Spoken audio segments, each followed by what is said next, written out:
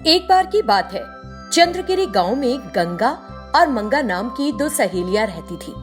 वो दोनों बेहद समझदार थीं। दोनों एक दूसरे के बहुत करीब थीं और बहुत गहरी दोस्त थीं। हमेशा एक दूसरे के साथ ही रहती। जब भी मौका मिलता एक दूसरे के साथ समय बिताती और साथ घूमती। गंगा एक बहुत चतुर लड़की थी जो किसी के कहे पर एकदम से विश्वास नहीं कर लेती थी। वो किसी के बर्ताव से समझ लेती थी कि वो उसका वाकई अच्छा चाहता है या सिर्फ बोल रहा है। लेकिन मंगा का स्वभाव अलग था। वो बहुत मासूम थी। वो किसी पर भी झट से भरोसा करके उनसे दोस्ताना व्यवहार करने लग जाती थी। इसीलिए गंगा उसका बड़ा ध्यान रखती थी कि उसकी नादानी की वजह से उसे किसी के सामने अपमानित ना होना पड़े। जैसे समय बीत गया था, दोनों बड़ी हो गई और जब उनका विवाह होने लगा, मंगा दहाड़े मार मार कर रोई कि गंगा उससे दूर जा रही है। गंगा, मैं तुम्हारे बिना क्या करूंगी? मेरा तुम्हारे बगैर गुजारा नहीं है। तुम मेरी ताकत हो और मेरी कमजोरी भी। तुम हमेशा ध्यान रखती हो कि मेरी मासूमियत के कारण कभी लोग मेरा मजाक न उड़ाएं, और तुम मेरे साथ नहीं हो तो मैं कैसे हंस सकती हूँ?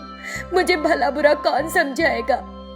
मैं ये सब नहीं चाहती, शादी वादी। मैं चाहती हूँ कि तुम हमेशा इसी तरह मेरे साथ रहो। मैं कितना ही कहूँ कि मैं शादी नहीं करना चाहती, मेरे माता और पिता मेरी बात नहीं मानते। कम से कम तुम मेरी माँ और पिता को बताओ कि मैं शादी नहीं करना चाहती हूँ।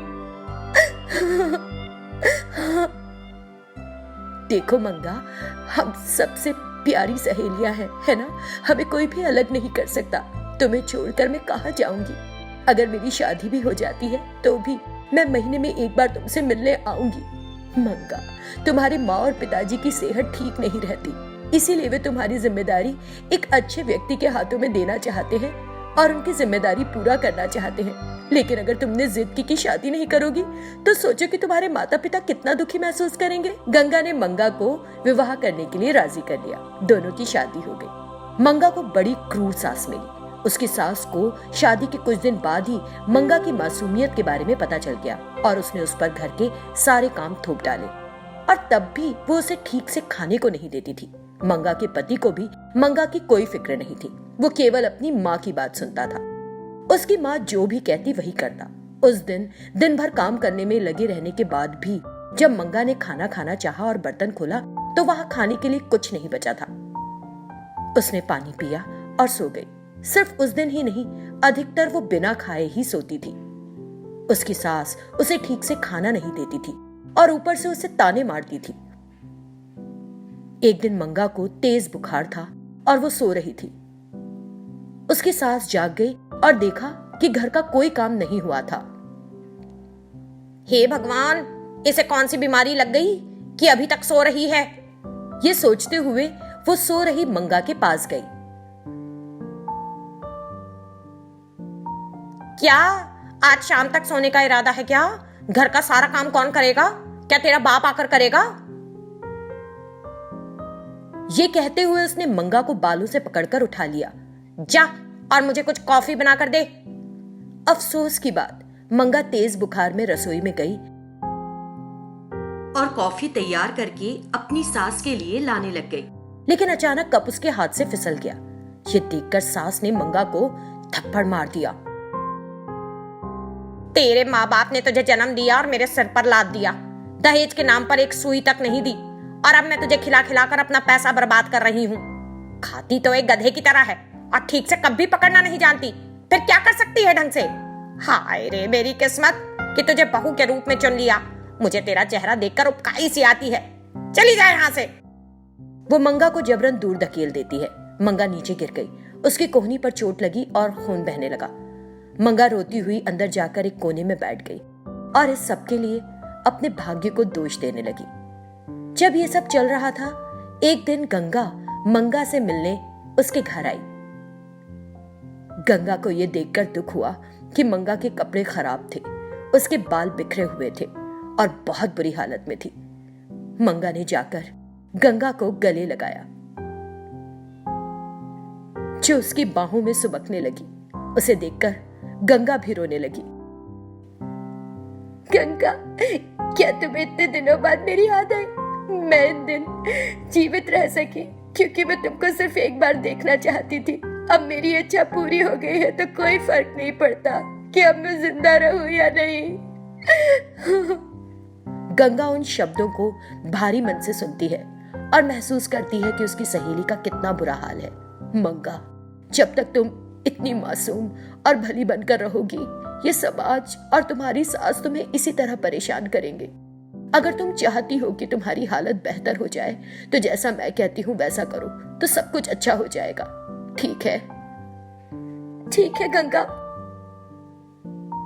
फिर गंगा मंगा को पास बिठाती है और उसे बताती है कि वो कैसे बुद्धिमानी से व्यवहार करे और कैसे सभी की अकल ठिकाने पर लाए। गंगा उसे समझाने के बाद वहां से चली जाती है। मंगा अपनी सहेली की बात मानते हुए अपने बोलने चालने का तरीका बदल देती है। वो एकदम बदल जाती है। जैसे कि एक दिन मंगा अपने घर के काम कर रही होती है और हमेशा की तरह उसकी सास जो अपनी बहू को सताना चाहती है चिल्लाना शुरू कर देती है और मंगा को जोर जोर से पुकारने लगती है। मंगा ध्यान नहीं देती और दिखाती है कि उसे सुनाई नहीं दिया और अपना काम निपटाना जारी रखती है। उसकी सास गुस्से में आ जाती है कि मंगा ने कोई जवाब नहीं दिया और उसके बालों को पकड़ लेती है, लेकिन अगले ही पल उसकी सास हैरान रह जाती है क्योंकि मंगा उसे एक चाटा रसीद कर देती है। तेरी ये मजाल, तूने मुझे थप्पड़ मारा, रुक जा। तभी मंगा ने उसके दोनों गालों पर थप्पड़ मारने शुरू कर दिए। अब तक आपने मेरी भलाई और मासूमियत का फायदा उठाया और मुझे सताया। आपका खेल अब नहीं चलेगा। आज से आप जो कहेंगी मैं नहीं सुनूंगी। आपको सुनना है जो मैं करने को कहूंगी। आपको घर का सारा काम करना है, नहीं तो अब आपकी खैर नहीं।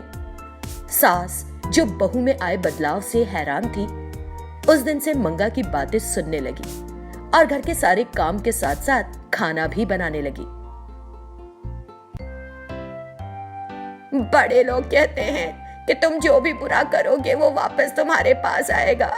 मैं भी वही भुगत रही हूँ। उसने मंगा के व्यवहार में आए इस बदलाव के लिए खुद को दोषी ठहराना शुरू कर दिया। यहाँ तक कि मंगा का पति भी उसके व्यवहार में बदलाव देखकर हैरान था और डर के साथ उस दिन से मंगा से ढंग से पेश आना शुरू कर दिया।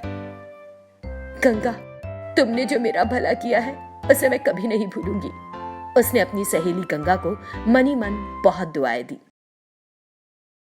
कुछ समय पहले की बात है। सरजू और बिरजू नाम के दो किसान मलाना नाम के गांव में रहते थे। दोनों बड़े गहरे दोस्त थे। एक दिन उन्होंने अपनी कटी हुई फसल एक नगर में बेची और पैसे लेकर वापस अपने गांव लौट रहे थे। जंगल से गुजरते हुए रास्ते में दोनों एक दूसरे से बात कर रहे थे। अचानक एक आदमी दौड़ता हुआ आया और एक टूटे पड़े कुएं में छलांग लगा दी। ये देखकर सरजू कुएं की तरफ भागा। जल्दी से बिरजू उसके पास आया और बोला, बिरजू, क्या वो जो कुएं में कूदा है तुम उसे बचाना चाहते हो? हमें तो पता भी नहीं कि यहाँ क्या हो रहा है। जबरदस्ती के चक्कर में मत फंसो, आओ हम चले यहाँ से। लेकिन बिरजू ने सरजू की नहीं सुनी और बोला, अगर उस आदमी की जो कुएं में हमारी आंखों के सामने कूद गया मदद नहीं करते हैं तो हमारी इंसानियत मर चुकी है। हम इंसान कहलाने लायक नहीं है और यहाँ शक करने के लिए क्या है? उसने झट से अपनी धोती और कुर्ता उतार दिया और वो कुएं में उतरने के लिए तैयार हो गया। ठीक है तो करो जो करना है, मैं जा रहा हूँ यहाँ से। इस तरह सरजू ने जोर से कहा और वहां से चला गया। बिरजू उस कुएं में कूद गया और बड़े जतन करके उस आदमी को बाहर निकाला। जब बिरजू बाहर आया तो उसे वहां सिर्फ अपनी धोती मिली और कुर्ता गायब था। उसे याद आया कि फसल की कटाई के मिले सारे पैसे उसने अपने उस कुर्ते की जेब में ही रखे थे। वो चिंता में पड़ गया और इधर उधर तलाशने लगा। तभी सरजू एक आदमी की गर्दन पकड़कर उसे खींचते हुए वहां लाया। उस आदमी ने बिरजू का वही कुर्ता पकड़ा हुआ था। उसकी जेब में 5,000 रुपए देखकर बिरजू को सुकून आया। फिर सरजू ने दोनों आदमियों को एक पेड़ से बांध दिया। अरे सरजू, क्या हो गया? कौन है ये? बताता हूँ, अगर तुम मेरी बात सुनो। इन दो आदमियों से मैं पहले धोखा खा चुका हूँ। उस समय एक आदमी उस कुएं में गिरकर चिल्लाया था, बचाओ बचाओ। तुम्हारी तरह मेरी भी मानवता जाग पड़ी थी। तुरंत मैंने अपना कुर्ता उतारकर परे रख दिया, फिर उस आदमी को बचाया जो कुएं में गिर गया था। जब तक मैं ऊपर आया मेरा कुर्ता गायब हो चुका था और मैंने उसमें रखे 2,000 रुपए गवा दिए थे। वो आदमी जिसे मैंने बचाया था बड़े भोलेपन से बोला था, अरे मुझे बचाने के आए लेकिन अपने पैसे खो दिए। मैं अपनी बुरी किस्मत सोचकर वहां से चला गया। आज जब हम इस रास्ते से आ रहे थे मुझे वो घटना याद हो आई। मैं तुम्हें बताने ही जा रहा था कि ये आदमी कुएं में कूद पड़ा। मुझे लगा जरूर इस सारी बातों के पीछे कोई साजिश है और एक पेड़ के पीछे छिप गया। जैसे ही तुम कुएं के अंदर उतरे एक आदमी पेड़ से नीचे उतरा और तुम्हारा कुर्ता उठा लिया। जब वो उसे लेकर भाग रहा था मैंने उसे पकड़ लिया। ये बड़े शातिर लुटेरे हैं जो मिलकर मुसाफिरों को लूटते हैं। एक आदमी कुएं में कूद जाता है और दूसरा लोगों के कपड़ों से पैसे और कीमती चीजें निकालकर चंपत हो जाता है। अब तक तो तुम्हें भी बात समझ में आ गई होगी। इनकी सच्चाई जानने के लिए मैंने जोर की आवाज में तुमसे कहा था कि मैं जा रहा हूँ। इस सब के पीछे इतनी बड़ी साजिश थी। धोखेबाज दोनों के दोनों। आओ चलो इन दोनों आदमियों को लेकर चलते हैं और ग्राम प्रधान को सौंप देते हैं। तुमने अपनी बुद्धिमानी से सिर्फ इन ठगों को नहीं पकड़ा बल्कि हमारी मेहनत की कमाई भी खोने से बचा ली। मैं तुम्हारा बड़ा एहसानमंद हूँ। फिर ग्राम प्रधान ने उन दोनों चोरों को जेल की सजा करवाई जो लोगों को धोखा देकर ठगते थे और फिर गायब हो जाते थे।